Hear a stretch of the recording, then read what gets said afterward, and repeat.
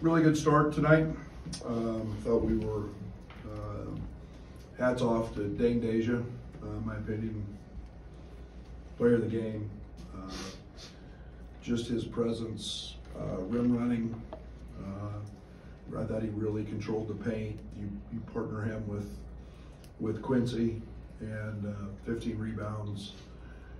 You know, kind of a unique night, I think, for Terrence. I don't think he had a point. Get that right. And yeah, it was still equally as productive. But you know, things changed for us when Dane's putting pressure on the front of the rim with his speed and his running. You know, Amani's always been very good at that. Even though Amani's line doesn't show a big night, his presence at the front of the rim opens things up. I thought Ty Rogers was fantastic, especially early.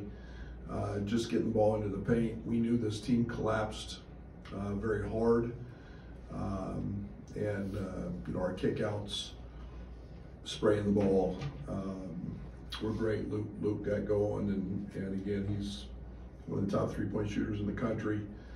So we're always, you know, our guys are starting to understand to look for him as well. But Justin Harmon, I thought, came in and was really solid, especially on the defensive side, which is what we need. But Chad's got a nice group. They're athletic. You know, I thought we were a little soft at times in terms of rebounding the basketball. We had a couple balls knocked out of our hand, but did what we had to. You know, got off to a great start, and kind of controlled things from there. Brad, Ty said everybody on this team wants to defend. Are you seeing what you need to see out of your defense heading into this big 3-game stretch ahead? Yeah, we're getting better every day. You know, and every game's presented itself with a little bit of a different hiccup. You know, tonight I thought we got a little bit soft on a couple of switches, and their kid jumped up and made a couple threes. Well, you know, we're going to see that, you know, in upcoming games. But I think our execution of what we're trying to do, you know, we wanted to get into what, you know, one of our ices tonight, keeping the ball on the sideline. They play a lot in the outside thirds, trying to get the ball to the middle of the floor. One of the things we wanted to do was try to take that away. I thought we did a really good job with that. I thought Dane was very active in our ball screen coverages. So we're getting there. You know, like I said, it's no knock on the last 3. But you know, we're going to take a little step up here and you know, get back to that Kansas Marquette caliber. So, but I do think we've got a chance defensively to be pretty special and are becoming that. Western started the second half pretty well. Just what maybe kicked back into your gear for your guys to weather that and push through? You know, I think 40 minutes is pretty hard to just be a dominant, you know, team. I thought we got a good look to start the half, and then you know, we get a couple baskets in the paint, and you know, a couple of offensive rebounds that we don't secure. So you know, I think it's, you know, it was just a little run there that they hit us with, and 10-0 maybe, or 8-0, and you know, then we kind of settled down and just kind of got back to it.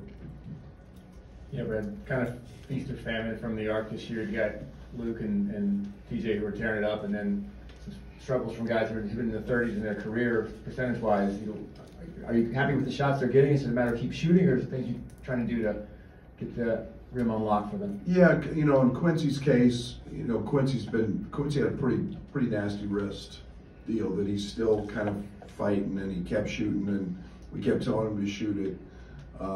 You know, Marcus, I don't worry about it. I mean, that guy, you know, shoots probably too much.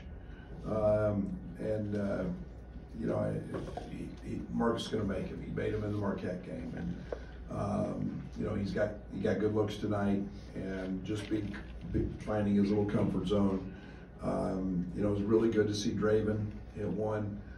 We see that every single day in practice as he just torches us. you know, and then I think that, you know, obviously there's a place where we miss, you know, we miss Coleman and pick and pops against a team like that tonight who played in drop coverage. But you know, there's always room for improvement. You can never shoot it well enough, and we'll continue to tell those guys to keep shooting them.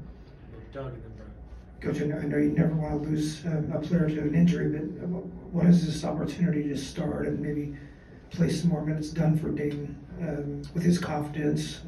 Yeah, and I mean, I think it's not just the confidence; it's the way he's done it that he knows that's helped us. It's the things that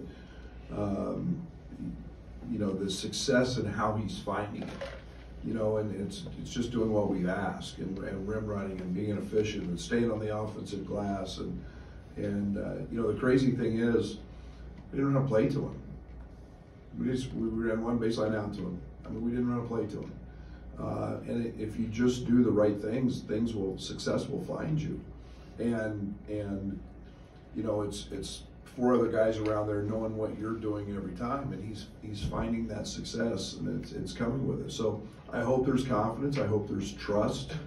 You know, it gives us a very lethal front court with Coleman, who can pick and pop and do some different things than Dane does. But you know, and Coleman has been dragging one leg for a long time. So hopefully, when he's back, he's able to keep rim running and do the things he did when he first got here, and that's that'll be nice to see. You've mentioned the competition's going to raise the level coming up next week. What do you need to do over the next week to get ready for that? Yeah, we talked to our team post game tonight. You know, it's not next Saturday at 3 o'clock. I think that's game time. It's not when you flip the switch. You know, it's your preparation that allows you to be successful in those deals and in those games. And it's a league game. You know, it's getting everybody up to speed to know that there's a different intensity that happens in conference play.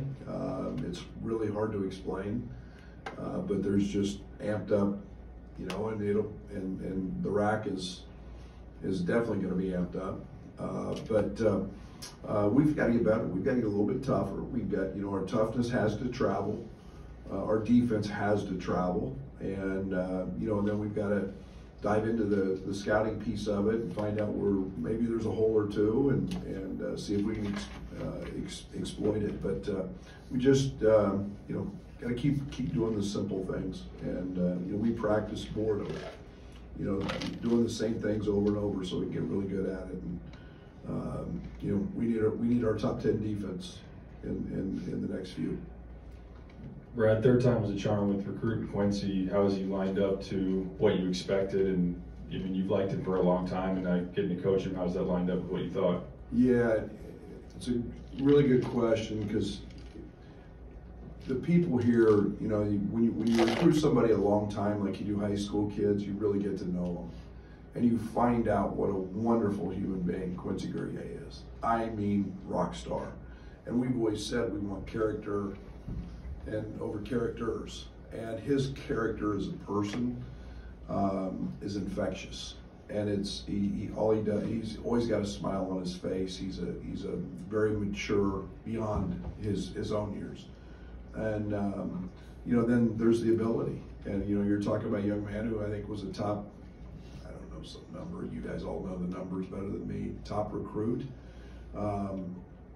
and it's unfortunate he had the little wrist injury, because I do think at some point he's going to start making a lot of threes. And then you put that, it was always getting back to rebounding. I thought he was one of the most tenacious rebounders I saw when we recruited him, and you guys know how I like that. I think he is a world-class defender. I think you put him and Terrence, and I think those guys have the ability to lock people up. Terrence can play multiple positions, and Quincy's proven that he can do that. But for me, it's who he was as a person, and then you put that with his ability. He's super athletic, and you know, we hit a home run there. As you get ready maybe for what could be a challenging December, what kind of foundation do you feel like you've laid with these first 6 games just to build off to that? Yeah, and you know, I go back even to the two exhibitions. You know, I think we found a really nice balance of great competition, top level. I mean, you know, obviously Kansas was one, and Marquette, and then you found some games where you can get guys minutes and you can work on combinations and maybe not be overly stressed about the outcome, but how you get to it and find those things out. So yeah, I've been really pleased with this group, and I've been really pleased with the improvements we've made. And you know, now it's what we really play for is those league games and putting ourselves in a position to go win them. Brad, how has Coleman responded to these couple weeks of rest? How's that going for him, and what's the key to bringing him back into the fold? Yeah, leg strength. You know, and I mean, Coleman has been extremely committed, extremely dedicated to getting back. It was, you know, it was my decision to hold him. It was not his.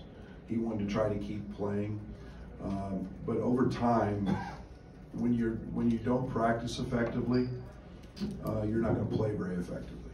And we were getting to that point where, you know, Coleman was spending more time trying to rehab and recover and just get through a practice, and then he wasn't practicing. And so you're going to find inconsistent play throughout, no matter the fact he's a fourth-year guy with us. So I thought you know, these few weeks, these opportunities to get better. We'll see. I don't know if we're making progress. I just don't know if we're where we need to be yet. But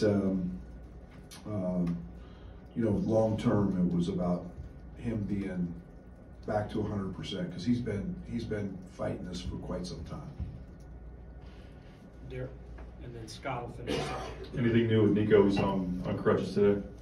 Just a foot injury, and we'll keep doing with him what we're doing with.